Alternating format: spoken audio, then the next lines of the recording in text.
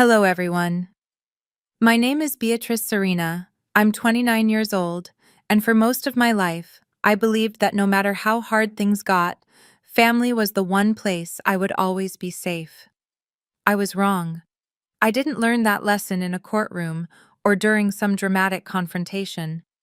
I learned it on a hospital bed, barely conscious, with stitches across my forehead and broken ribs making every breath feel like punishment. I learned it when the man who was supposed to protect me stood over me and decided that money mattered more than my life. What happened in that room wasn't just cruelty. It was a line being crossed that would eventually drag him into a collapse he never saw coming.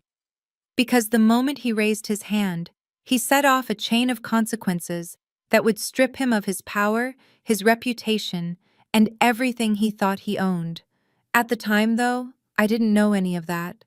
All I knew was the pain, the confusion, the cold realization that even at my lowest, I was nothing more than a transaction to him. And the irony is this: the very moment he tried to break me for good was the moment he unknowingly signed his own downfall. Before I continue, if stories about quiet endurance, betrayal behind closed doors, and strength that grows in the dark resonate with you, please take a second to like this video. Subscribe if you want to hear how truth has a way of surfacing no matter how deeply it's buried. And tell me in the comments where you're listening from and what time it is there. I read every message, and your support truly means more than you know. The accident happened 3 days before that hospital confrontation. A drunk driver ran a red light and slammed into the driver's side of my car. I remember the sound of metal folding in on itself, the steering wheel jerking violently, and then a silence that felt heavier than noise. When I woke up, the doctor told me I was lucky to be alive. 3 broken ribs, a concussion, 27 stitches across my forehead. Enough bruising to make me look like I'd gone a few rounds with a professional boxer. The pain medication dulled the edges, but it didn't erase the ache that pulsed through my chest every time I breathed. Worse, the other driver's insurance company was already pushing back, suggesting I might share some of the blame. I had been stopped at a red light when he hit me, but logic didn't matter when lawyers were involved. Stress crept in fast, settling on top of the physical pain like a second weight. That's when my father came to visit. Thomas Serena didn't walk into my hospital room with concern. He walked in with rage. His face was red, his jaw tight, his presence filling the room in a way that made the nurse suddenly find an urgent reason to leave. He didn't ask how I was feeling. He didn't look at the stitches or the IV in my arm. He got straight to the point. The rent was overdue. I thought I'd misheard him. I was still foggy from medication, still adjusting to the idea that I could have died. When I told him I didn't have the money, when I reminded him I had been unconscious for 2 days, his expression didn't soften. It hardened. He told me the first of the month had passed. He told me excuses didn't pay bills. He told me that if I thought being injured gave me special treatment, I was wrong. I tried to reason with him. I mentioned the accident, the hospital, the fact that I had been paying for that room since I was 18, in the house my mother had helped pay for before she died. I suggested carefully that maybe my health should matter more than a few $100s. That's when he snapped. The slap came out of nowhere. One moment he was standing at the foot of my bed, the next his hand connected with my face so hard that I slid sideways and hit the floor. Pain exploded through my ribs. My IV tore out. I tasted blood and felt something in my chest crack in a way that made me scream. The monitors started beeping wildly, alarms filling the room, but no one came. From the floor, I looked up at him, stunned, not just by the pain, but by the certainty in his eyes. There was no hesitation, no regret, only disgust. "You think you're too good for this family?" he sneered. Behind him, his wife Elaine gave a nervous little laugh, the kind people make when they don't want to acknowledge what they're seeing. My younger brother Lucas leaned against the doorframe, scrolling on his phone, barely glancing up. And somewhere in the hallway, my father's much younger girlfriend chewed her gum and checked her reflection, completely detached from the fact that a man twice her age had just hit his injured daughter. I lay there on the hospital floor, shaking, humiliated, and painfully aware that this wasn't a misunderstanding. This was who he had always been, a man who saw me not as his child, but as a source of income that had failed him. "You've got 3 days," he said finally. "Pay up, or get out." Those words hit harder than the impact of the crash. 3 days, spoken to a woman who could barely stand, who had nowhere else to go, who was still bleeding. As he turned and walked out, I realized something terrifying and clarifying all at once. If I didn't disappear quietly, he was going to make sure I suffered. 3 days later, I was discharged with a plastic bag of prescriptions and a stack of instructions that all said the same thing in different words. Rest, recover, don't push yourself. The irony wasn't lost on me. Rest required safety. Recovery required stability, and I had neither. Thomas Serena didn't come to get me. Instead, he sent my brother. Lucas showed up 20 minutes late, leaning against his car like this was an inconvenience he hadn't planned for. He complained about traffic, then about gas prices, then about how tight money was for him right now. During the 15-minute drive, every pothole sent sharp pain through my ribs, but he never slowed down. When we pulled into the driveway, he held out his hand and asked for gas money. I gave him $5. Not because I wanted to, but because I needed the other 5 for the bus to physical therapy the next morning. The house looked the same from the outside. Same trimmed lawn, same quiet street, same place I had lived since I was a teenager. But the moment I stepped inside, I knew something had shifted. It was colder. Not temperature-wise, emotionally, like I'd walked into a space that no longer recognized me. Madison's things were everywhere. Her yoga mats stretched across the living room floor. Protein shakes crowded the section of the fridge I used to keep my groceries. Her flat iron sat on the bathroom counter, next to a handwritten sign taped to the door that read, "Madison's Glam Room," with a little heart drawn over the I. She was fully moved in. While I'd been in the hospital, Elaine was sitting at the kitchen table, shuffling papers. She froze when she saw me and swept them into a stack, covering them with a magazine. I caught a glimpse of my own name before she hid them. My social security number. She laughed nervously and asked how I was feeling. "Fine," I said, because explaining pain to people who didn't care felt pointless. I went to my room and stopped short. There was a padlock on my closet. Not the door. The closet. Inside that closet were my work clothes, my laptop, my documents, everything I needed to function. A sticky note was taped to the lock in my father's handwriting. "See Thomas for key. Rent first." I sat down on the edge of the bed, staring at that cheap metal lock like it was something alive. My ribs throbbed, my head pounded. My phone buzzed with emails from work, missed deadlines, checking-in messages, thinly veiled warnings. I couldn't even answer them. My computer was locked away, 3 feet from where I was sitting. The next morning, I left early for physical therapy. I moved slowly, carefully, each step reminding me that my body hadn't caught up with reality yet. When I came back 2 hours later, my key didn't work. I tried again, and again. The lock had been changed. I stood there on the porch, still sore, still bruised, still not fully steady on my feet, jiggling a useless key in a door that no longer opened for me. Eventually, it swung inward. Madison stood there, wearing one of my robes, the silk one my grandmother had given me for graduating college. "Oh," she said, popping her gum. "Thomas said you don't live here anymore." She tried to close the door. I wedged my foot in before she could. Pain shot up my side, sharp enough to make my vision blur, but I didn't move. From the doorway, I could see the living room. My father sat on the couch. Elaine hovered nearby. Lucas leaned against the wall, and standing in the middle of the room was a man I didn't recognize at first, until I realized he was one of my father's golf buddies, Brian Whitaker. They were discussing my room. Brian was gesturing toward the hallway, talking about square footage and rental potential. He said 800 was too low. Said they could easily get $1,200 a month for a room with a private bathroom. Lucas laughed like it was a joke. Elaine nodded along, hands folded tight.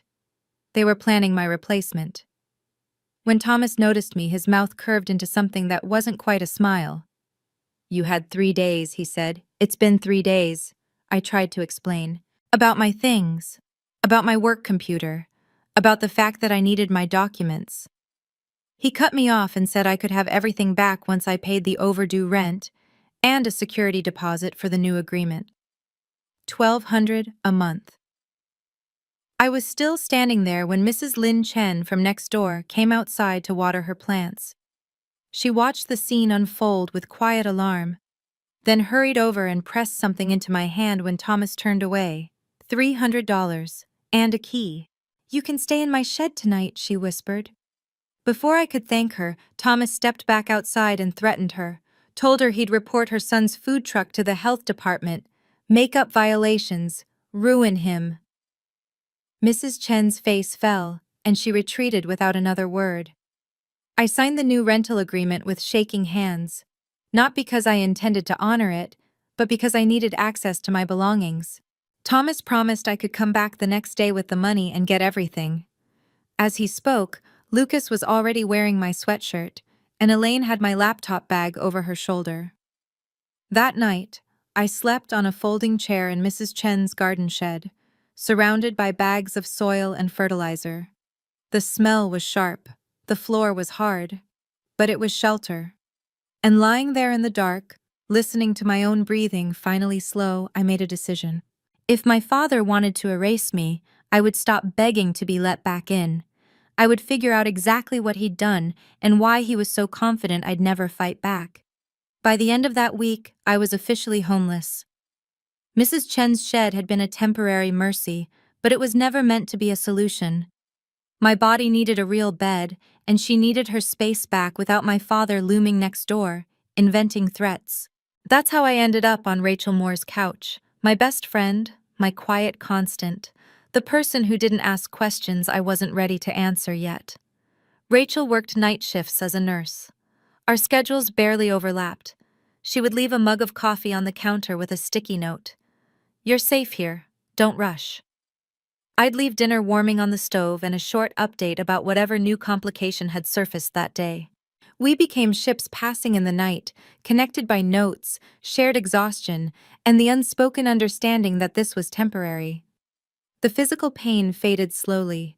Bruises shifted from angry purple to sickly green. The stitches itched as they healed. What didn't fade was the unease. A low, persistent hum in my chest that told me something was wrong. Deeply wrong, about everything that had just happened. It started with a phone call to my bank. I needed to know how much damage missing work had done. I was already on thin ice, and the silence from my manager wasn't reassuring. Instead of answers, the woman on the other end of the line asked me to verify charges I didn't recognize. A credit card I'd never opened. A balance just over $5,000. There had to be a mistake. I called another company, then another. Each time, the same pattern. Cards opened within the last 6 months, all tied to my social security number, all listing my father's address as the billing location. By the time I hung up the fourth call, my hands were shaking. $15,000 in debt I had never authorized. Elaine.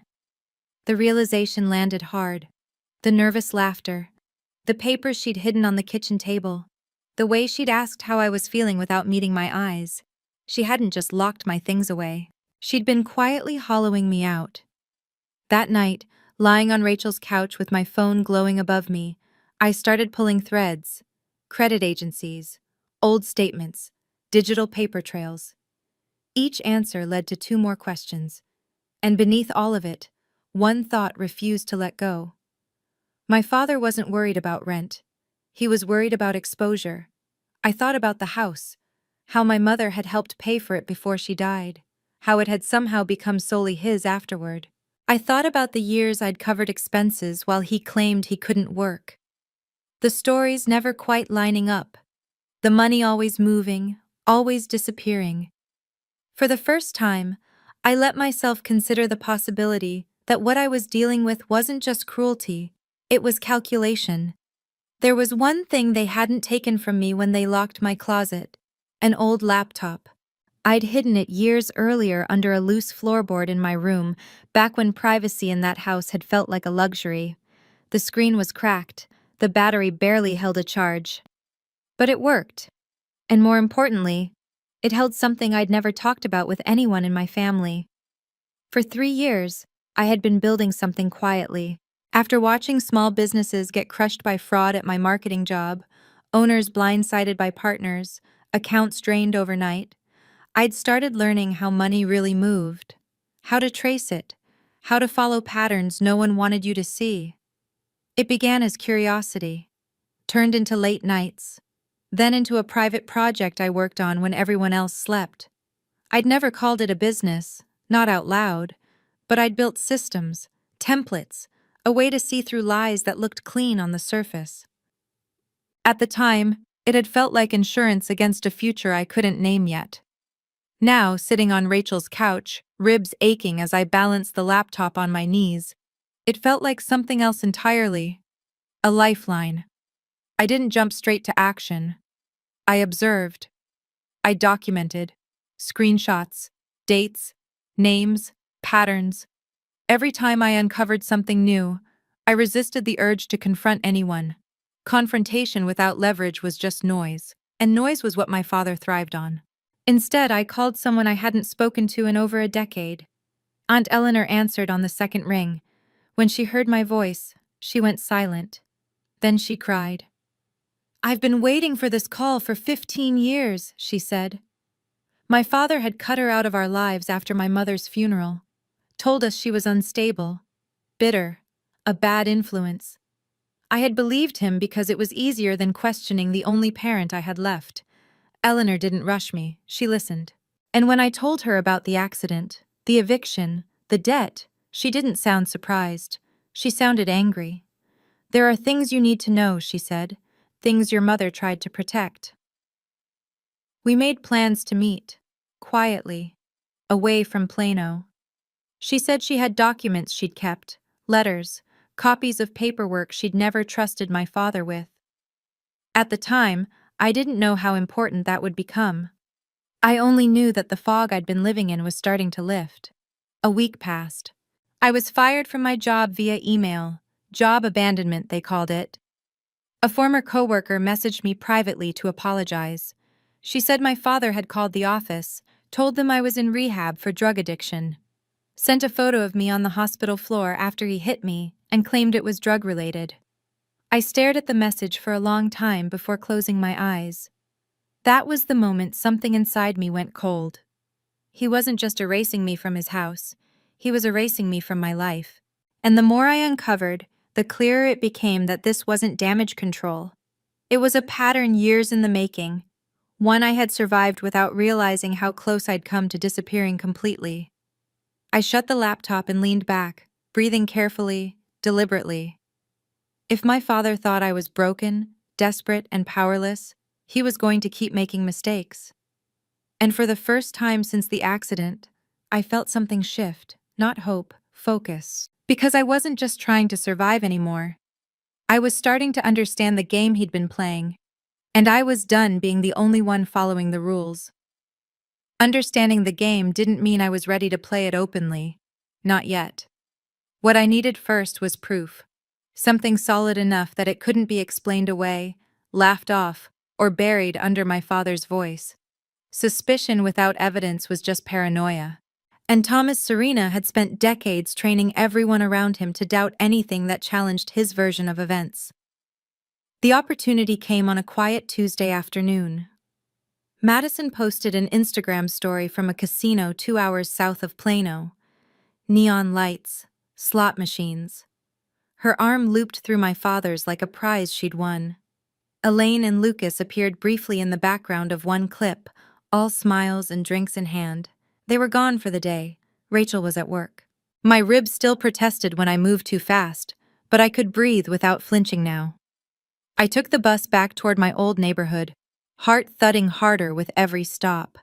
I didn't tell myself I was breaking in. I told myself I was going home. The window to my old room had always been loose. It had been that way since I was 16, the summer I'd snuck out to a school dance my father forbade. He never fixed it. He never noticed things unless they cost him money. I used a butter knife to pry it open, each small movement sending a dull ache through my side. The window gave way with a soft pop, and I climbed in slowly, carefully, landing in the room I'd grown up in. It looked like a storm had passed through. Drawers yanked open, clothes tossed onto the floor, shelves stripped bare. They'd taken anything that looked valuable and left the rest scattered like debris. My work laptop was gone, jewelry boxes empty. Even my childhood photos were missing. I stood there for a moment, letting the reality settle. Then I knelt and lifted the loose floorboard near the wall. The old laptop was still there. I exhaled a breath I hadn't realized I'd been holding. Small mercies mattered more when everything else felt hostile. I tucked it into my bag and moved quietly down the hall. My father's office was exactly where it had always been. Same heavy desk, same filing cabinets, same terrible painting of a lighthouse he'd bought at a garage sale 20 years ago and insisted was worth a fortune. The safe was behind it. The combination was my mother's birthday. He had never changed it. Predictability was his weakness. Inside the safe, the truth waited for me. At first, it didn't look dramatic, just folders, envelopes, flash drives, the kind of clutter that only seemed harmless if you didn't know what you were looking for. My hands started shaking as I opened the first folder. Life insurance documents, my mother's name, her signature, a policy worth $1.5 million. Paid out after her sudden heart attack when she was 39. I was 14. Lucas was 11. The policy stated clearly that the money was to be placed in trust for her children, accessible for education and living expenses once we turned 18. I had received nothing. Lucas had received nothing. We had taken out student loans, worked part-time jobs, struggled. Meanwhile, my father had somehow afforded a new truck, a boat, annual trips to Vegas, a lifestyle that never quite matched his supposed inability to work. I flipped through more documents. Bank statements, transfers to accounts I didn't recognize, offshore holdings. My stomach tightened as pieces slid into place. Then I found the letter, dated a week before my mother died, from her doctor. It warned about a dangerous interaction between her heart medication and a supplement that could cause fatal arrhythmias. The language was cautious, but clear. Stop taking it immediately. 2 pages later, there was a prescription receipt. Same supplement. Prescribed by a doctor I'd never heard of. Filled at a pharmacy 2 towns over. The date was 2 days after the warning letter. My vision blurred. I didn't let myself draw conclusions. Not yet. Conclusions without proof were dangerous. But suspicion, cold, heavy suspicion, settled into my bones. I took photos of everything. Insurance policies, trust documents, bank transfers, tax filings, Medicare forms where my father was still claiming my mother as a dependent years after her death. Records showing he'd claimed Lucas and me on his taxes long after we'd filed on our own. Then I saw the USB drive, labeled simply, Backup 2019. Footsteps sounded downstairs. I froze. Voices drifted in, complaints about traffic, about losing money at the casino. They were back early. I slid the USB into my pocket, closed the safe, and replaced the lighthouse painting just as footsteps hit the stairs. My hands moved on instinct now, body obeying adrenaline instead of pain. The window wouldn't close properly from the inside. I left it as it was, grabbed the old laptop and a few clothes they hadn't bothered to take, and slipped out the back door as my father entered his office. I didn't stop walking until I was 3 blocks away. That night, sitting at Rachel's kitchen table while she slept upstairs, I plugged the USB into the old laptop. It was worse than I imagined. 15 years of tax evasion. Fraudulent disability claims backed by videos of my father golfing, lifting weights, helping friends move heavy furniture. Emails discussing how to hide assets from the IRS. Correspondence with a lawyer about accessing trust funds meant for children if you held power of attorney. It wasn't chaos. It was organized, deliberate. I closed the laptop slowly, my heartbeat steady now. This wasn't just about rent, or eviction, or cruelty. This was a system. And systems could be dismantled if you knew where to apply pressure. For the first time since the accident, I wasn't reacting. I was planning. And my father had no idea that the story he'd built so carefully was already starting to unravel. Planning didn't bring relief. It brought clarity. And clarity came with weight. Once you see the shape of a system built to exploit, you can't unsee it. Every memory reorders itself, every excuse collapses. Sitting at Rachel's kitchen table, the USB drive beside my cracked laptop, I realized that what I had uncovered wasn't a single crime or even a series of bad decisions. It was a long game. I spent the next few days moving carefully, quietly. I made copies of everything, stored in places my father would never think to look. Cloud accounts under aliases, physical backups hidden in locations that weren't connected to me. I slept lightly, my mind replaying conversations from years ago with new meaning. The nights were the hardest. That was when the questions crept in. How long had he been planning this? How much had he taken? And how many people had looked the other way? The call with Aunt Eleanor came at the end of that week. We met at a diner 2 towns away from Plano, the kind of place that smelled like burnt coffee and nostalgia. Vinyl booths cracked with age, a bell above the door that rang every time someone came in. It felt neutral, safe. She looked older than I remembered, more gray, more lines, but when she smiled, I saw my mother immediately. Same eyes, same way of holding herself, like she was braced against disappointment but still standing. She slid a cardboard box across the table without ceremony. "I kept everything," she said, "because I never trusted him." Inside were letters my mother had written but never mailed, copies of legal documents, notes scribbled in the margins of bank statements. Eleanor told me my mother had been planning to divorce Thomas. She'd hired a lawyer. She'd documented his gambling, his affairs, his temper. The heart attack happened 2 weeks before the first court date.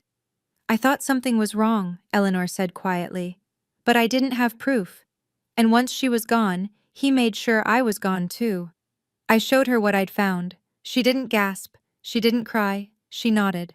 "That explains the silence," she said. "The money. The sudden confidence." Eleanor gave me a name, Michael Harrington. He was the attorney my mother had hired before she died, still practicing, still in Boston, still remembered her. I made the call the next morning. Harrington's office smelled like old leather and paper when I walked in, tradition and permanence. He studied the documents carefully, flipping pages with a precision that told me he already understood the gravity of what he was seeing. When I handed him the USB drive, he didn't smile. He leaned back in his chair. "He didn't just steal from you," Harrington said. "He stole from a trust, and from the state, and possibly from your mother while she was still alive." The word possibly hung between us. "We can build a case," he continued, "but it has to be methodical, quiet. If he senses pressure too early, he'll destroy what he can." I nodded. That part made sense.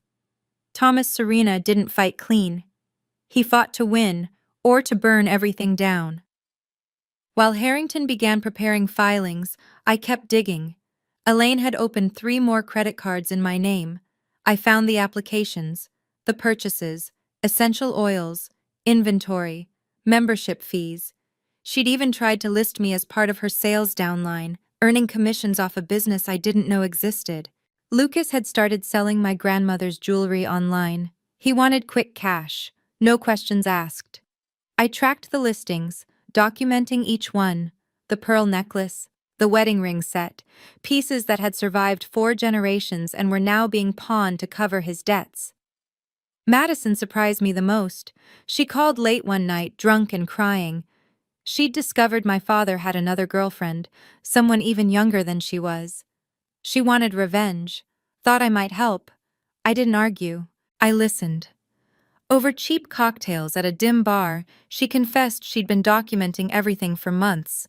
Screenshots, videos, recordings, my father practicing his limp before doctor's appointments, coaching her on how to apply for credit cards in other people's names, counting cash from under-the-table jobs while collecting disability. She slid her phone across the table. "I want to watch him burn," she said. I told her she could. By the time I left that bar, my phone held more evidence than most investigations start with. The dominoes were lining up. The IRS whistleblower program required patience. The Social Security Administration moved slowly until it didn't. Identity theft crossed a threshold where law enforcement could no longer ignore it. Each piece alone was manageable. Together, they were devastating. And while my father continued renovating my old room into a short-term rental, posting smiling photos online about a charming space in a family home, he had no idea that his foundation was already cracking. I returned to Rachel's apartment one evening and opened my laptop, not to investigate this time, but to work. The project I'd been building quietly for years finally had a purpose beyond theory. I registered the business, secured the domain, finalized contracts I'd drafted long before I knew I'd need them. Clients began signing on within days, small business owners desperate to recover money stolen by people they trusted. I didn't celebrate. I didn't announce it. I simply prepared. Because everything was in motion now. The law, the evidence, the finances. The people he thought were loyal, turning away one by one. The system Thomas Serena had built to protect himself was about to do the opposite, and I intended to be very precise about where the first visible crack appeared. The first cracks didn't announce themselves with sirens or subpoenas. They showed up as panic. I started hearing about it through Mrs. Chen. She'd text me small updates, the way neighbors do when they're pretending not to watch something unravel in real time. My father pacing the driveway late at night. Elaine arguing with him on the porch in sharp whispers that carried farther than they thought. Lucas coming and going at odd hours, always looking over his shoulder. They were running out of room to lie to each other. Elaine was the first to lose control. One afternoon, while she was hosting an essential oils party in the living room, candles lit, folding chairs arranged, suburban smiles carefully practiced, the police knocked on the door. 12 women sat frozen as officers read her name aloud and asked her to step outside. She laughed through the entire arrest, that familiar, brittle sound, even as they explained the charges: identity theft, credit fraud, multiple counts.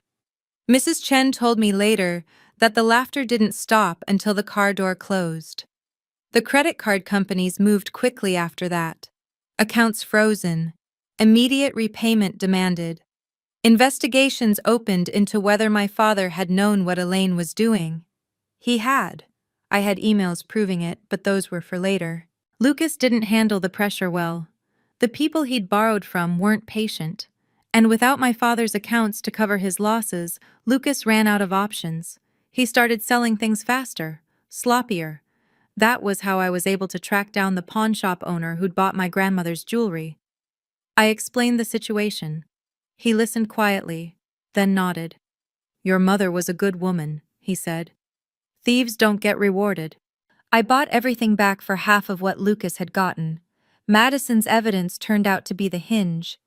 She hadn't just recorded my father.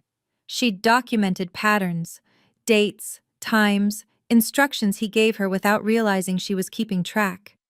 Videos of him coaching her on how to sound injured. Screenshots of messages where he discussed hiding cash. Proof that he'd been selling prescription pills he obtained for his fake back pain. She handed it all over without ceremony. "I'm done being disposable," she said. The IRS audit started quietly, accounts frozen, transactions flagged. My father's card declined at a warehouse store one afternoon, and Mrs. Chen texted me 17 exclamation points. The certified letter arrived a week later. Lucas signed for it, thinking it was something he'd ordered online. When my father opened it, the color drained from his face. 5 years of tax filings initially, but audits had a way of expanding. My father tried to salvage control by accelerating his plans. He listed my old room as a short-term rental, boasting online about the opportunity to stay in a warm family home. I reported the listing for health and safety violations. The broken window I'd used to get in was still broken. The smoke detectors didn't work. Mold hid under fresh paint in the bathroom. The city inspector was thorough. The rental came down within days. Desperation makes people careless. That's how Madison ended up calling me again, this time sober and furious. She'd found messages between my father and another girl, barely 18. Plans, promises, instructions on how to cut off family. When she confronted him, he didn't deny it. He just replaced her. She wanted revenge. I gave her a roadmap. By the time the Social Security Administration opened its investigation, my father was already cracking. They had the Safe Driver app data showing he'd been driving daily during the years he'd claimed he couldn't leave his bed. Videos of him lifting furniture, photos from golf outings, social media posts where he forgot which version of himself he was supposed to be. The agency calculated 5 years of fraudulent payments, plus penalties, plus interest. The number was staggering. Lucas made his final mistake when he realized my father had been claiming him as a dependent for tax purposes for years without telling him. That meant Lucas was implicated too. Faced with charges he hadn't anticipated, he folded. He turned on my father without hesitation. By then, the family had stopped pretending to be united. Elaine was in jail, negotiating a plea deal. Madison had moved out, taking her evidence with her. Lucas was scrambling to save himself. And my father was alone in a house that no longer felt like a fortress. I stayed invisible. My business was gaining traction quietly. Contracts signed, fees paid, work completed with precision. I didn't post about it. I didn't celebrate. I documented. I prepared. I watched. Because what was happening now wasn't the final collapse. It was the first layer peeling away. The image my father had cultivated, the struggling man taken advantage of, the provider wronged by an ungrateful daughter, was gone. In its place was something much harder to defend. A pattern. And patterns don't care how loudly you deny them. They just keep repeating until someone finally forces them into the light. The second layer didn't fall all at once. It moved in stages, slow enough that my father believed he could still outrun it, but steady enough that every step forward only dragged him deeper. The IRS came first, not with handcuffs or flashing lights, but with silence. Bank accounts frozen without warning, automatic payments bouncing, credit cards declining in places where he'd never had to think twice before. I didn't hear about it from him. I heard it from Mrs. Chen, who watched him stand in a parking lot staring at a receipt like it had personally betrayed him. The audit letter followed soon after. 5 years of returns under review. That alone would have been bad. But 5 years was only the opening door. Once discrepancies appeared, and they did, quickly, the scope expanded. Cash jobs he'd never reported. Assets hidden under other names. Transfers routed through accounts that didn't match his story of disability and hardship. He tried to explain it away, blamed mistakes, claimed confusion, said he'd relied on bad advice. The IRS didn't argue. They documented. While that machinery turned, the Social Security Administration took its time. That was the part people misunderstood about consequences. They assumed speed equaled severity. In reality, patience did far more damage. They gathered footage, cross-referenced travel data, compared medical records with activity logs from the safe driving device he'd installed to lower his insurance premiums. It showed him driving daily during the exact years he'd claimed he couldn't leave his bed. When the notice finally arrived, it wasn't dramatic. It was precise. 5 years of fraudulent disability payments, full repayment, penalties, interest, possible criminal charges. He stopped sleeping after that. Mrs. Chen said the lights stayed on until dawn, that he paced from room to room, phone pressed to his ear, leaving messages no one returned. Elaine couldn't help him from jail. Lucas had already stepped back, trying to salvage what little he could for himself. For the first time, Thomas Serena was alone with his own paperwork. That was when the trust fund surfaced. Michael Harrington filed the lawsuit on a Wednesday morning. He didn't alert the press. He didn't grandstand. He had the papers served quietly, right at the golf club my father loved, in front of the men he'd spent years impressing with stories about his resilience and sacrifice. The lawsuit was clear: $1.5 million, plus interest, plus damages, fraud, breach of fiduciary duty, conversion of trust assets. The accusation wasn't emotional, it was structural.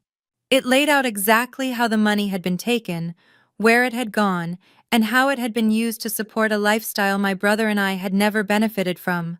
The reaction was immediate. Friends stopped calling, invitations disappeared. Brian Whitaker, the golf buddy who'd helped him hide money, suddenly had his own problems when the IRS showed up at his used car dealership. Turns out, helping someone commit fraud made you part of the story whether you liked it or not. My father tried to spin it. He told anyone who would listen that I was a disgruntled daughter, that I was exaggerating, that grief had twisted my memory. He even went on local radio to say I was doing this for attention. The host played audio from my father's disability hearing, where he'd claimed he couldn't walk without pain. Then he played video from the same week of my father carrying a refrigerator up a flight of stairs. The call-in show ended early. It became a clip, then a meme. The trust fund case triggered something no one had planned for: a review. Once authorities looked closely at the insurance payout, the timing of my mother's death raised questions. Nothing accusatory, nothing definitive. Just enough irregularities to reopen files that had been closed too quickly years earlier. I didn't push for it. I didn't need to. The documentation spoke for itself. By then, my father's world had narrowed to legal calls and unopened mail. He tried to liquidate assets, but everything worth selling was frozen. He tried to borrow money, but his credit had collapsed. He reached out to distant relatives, old co-workers, anyone he thought might still believe him. Most didn't respond. Those who did asked questions he couldn't answer. Meanwhile, my life moved in the opposite direction. Serena Forensic Advisory had launched quietly, almost anticlimactically. My first clients weren't dramatic cases, just people desperate to recover money stolen by partners they'd trusted. I traced accounts, followed transactions, recovered funds. Word spread. I didn't celebrate. I stayed focused. Because the system I was dismantling wasn't just my father's. It was a pattern I'd seen repeated everywhere. Power hiding behind confusion, counting on exhaustion to keep people silent. The lawsuit hearings approached, the audits deepened. The disability investigation accelerated. And through it all, my father kept making the same mistake. He underestimated patience. He thought pressure came from shouting, from threats, from confrontation. He didn't understand that the most dangerous force he'd ever face was already in motion, quiet, documented, and impossible to intimidate. By the time he realized the second layer had collapsed, there was nothing left for him to grab onto. And the final reckoning was no longer a question of if. It was simply a matter of when. The reckoning arrived without drama. No warning call, no final confrontation. Just a sequence of dates circled on calendars that no longer belonged to my father. The first courtroom appearance wasn't criminal. It was procedural. Motions, filings, lawyers speaking in calm, measured tones while Thomas Serena sat stiffly beside his attorney, jaw clenched, eyes darting as if the room itself had turned hostile. I wasn't there in person. I didn't need to be. Michael Harrington handled the trust fund case with the kind of precision that left no room for theatrics. The numbers spoke.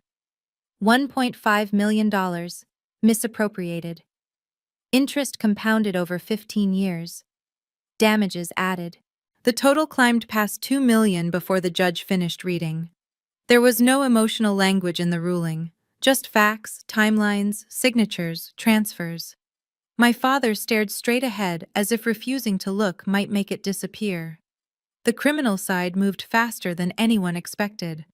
Once the IRS expanded the audit beyond 5 years, the volume of evidence changed everything. Tax evasion stacked on top of fraud, mail fraud, wire fraud, conspiracy. Each charge built on documentation my father had created himself, emails, records, transactions he'd assumed no one would ever line up in the same place. The Social Security Administration finalized its findings soon after. 5 years of fraudulent disability payments, $230,000 owed back, plus penalties. The report was blunt, the conclusion unavoidable. The arrest came on a Thursday morning, not at home, not quietly, at the golf club. Officers walked onto the green while my father stood mid-swing, his driver frozen in the air as they said his name. Members stopped what they were doing. Phones came out. Whispers spread faster than the explanation. By the time he was led away, the story had already escaped the club's gates. The media latched on quickly. A local reporter had been tracking the trust fund lawsuit after the service at the golf club. Once the arrest hit, everything connected. Headlines followed a familiar pattern. Local man accused of defrauding dead wife's trust. Daughter left homeless after hospital incident. The footage from the hospital surfaced next. Security cameras don't lie, and they don't forget. The video showed exactly what I remembered. My father standing over me. The sudden movement. My body hitting the floor. The alarms going off as no one intervened. Public sympathy shifted instantly. The radio station that had once given my father airtime invited him back to respond. He tried. He stumbled through half explanations, blamed stress, accused me of exaggeration. The host played the hospital footage, then played the disability hearing audio, then asked one question my father couldn't answer. The interview ended early. Online, the clip took on a life of its own. Remixes, commentary, people dissecting timelines my father had assumed no one would ever see. I stayed offline. The trial date was set for 3 months out, but the damage was immediate. Assets seized, vehicles tagged, boats, electronics, anything tied to the trust fund or unreported income flagged for auction. Elaine took a plea deal, 18 months, full restitution. Lucas received probation and wage garnishment. He'd traded testimony for leniency, his voice flat as he confirmed details he'd once pretended not to know. The trust fund judgment was finalized the same week. $2.1 million. My father's total liability crossed $3 million before the criminal trial even began. He declared bankruptcy. It didn't help. Fraud judgments don't disappear. The sentencing hearing was quiet. No shouting, no grand statements. Just a judge reading through a list of actions that spanned 15 years. Stealing from children, lying to federal agencies, exploiting disability systems meant to protect people who actually needed them. When the judge asked if there were victim impact statements, I stood. My voice didn't shake. I talked about growing up without my mother, about working multiple jobs while my father lived comfortably off money meant for us, about the hospital, the slap, the moment I realized my safety meant less to him than rent. Then I talked about what came after, about rebuilding, about choosing transparency where secrecy had ruled, about creating something that helped others recover from the same kind of abuse. You tried to bury me, I said, not knowing I was a seed. The courtroom stayed silent. The sentence followed. 15 years in federal prison, no early release for 5. My father didn't look at me as they led him away. I didn't look back. Justice didn't feel loud. It felt final. And as the doors closed behind him, I understood something I hadn't before. This wasn't revenge. It was balance. And it had taken exactly as long as it needed to. The silence after the sentencing lasted longer than I expected. Not because there was nothing left to do, but because for the first time in years, nothing was chasing me. No deadlines driven by fear. No threats disguised as family obligations. No voice telling me to shrink so someone else could feel larger. The fallout unfolded quietly. Elaine began serving her sentence, sending letters I never opened. Lucas started working for the first time in his life, his wages garnished, his excuses gone. We exchanged one letter, just one. He admitted what he'd done, not dramatically, not for sympathy. I told him forgiveness wasn't something he could ask for. It was something he had to earn, day by day. Whether we would ever be siblings again remained unanswered. The house was foreclosed within months. Without stolen money propping it up, the payments collapsed. It went to auction, and in a twist that felt almost intentional, Mrs. Chen's son bought it. He turned it into a small community center, language classes, paperwork help, shared meals. A plaque went up by the front door with my mother's name on it. That part mattered more than I expected. My life expanded in the opposite direction. Serena Forensic Advisory grew steadily. No overnight explosion. Just trust earned one client at a time. We helped people recover money, rebuild records, and regain control after betrayal. Within the year, we'd recovered tens of millions for clients who thought everything was gone. I hired carefully, trained deliberately, built systems that favored transparency over ego. The blog followed, then the book deal. I told the story not to relive the pain, but to map the exit for others. The messages started arriving, women mostly whispering their own versions of what I'd survived. Financial abuse by family members, isolation, shame, fear. That's how the foundation began. The Serena Financial Freedom Fund wasn't built on anger. It was built on relief. Emergency housing, legal guidance, financial counseling, the kind of support I'd needed before I knew how to ask for it. Our first grants went to 10 women under 30, all escaping situations that looked painfully familiar. Watching them stabilize felt like closure in motion. I bought a modest house near Mrs. Chen's, a garden out back, yellow roses, the kind my mother loved. Some evenings, I'd sit on the porch and let myself feel everything I'd postponed. Grief, pride, exhaustion, gratitude. Not all at once, just enough to remind myself I was human again. The call from the IRS came months later. The whistleblower payment landed on a random Tuesday, just over $200,000. I stared at the number for a long time, then allocated it quietly, half to the foundation, half to expansion. Justice, redistributed. I don't follow updates from the prison. I don't need to. Knowing where my father is doesn't change where I'm going. What I carry forward isn't the damage, it's the clarity. If you're listening to this and you recognize pieces of your own life in mine, if you've been made to feel small, expendable, or replaceable, please know this. Systems built on silence depend on your exhaustion. You don't have to confront them loudly. You just have to stop protecting them. If this story resonated with you, take a moment to like this video and subscribe. Share it with someone who needs to hear that survival doesn't have to be the end of the story. And tell me in the comments where you're listening from. Sometimes the most powerful thing you can do isn't fighting back. It's choosing to build something they can never touch.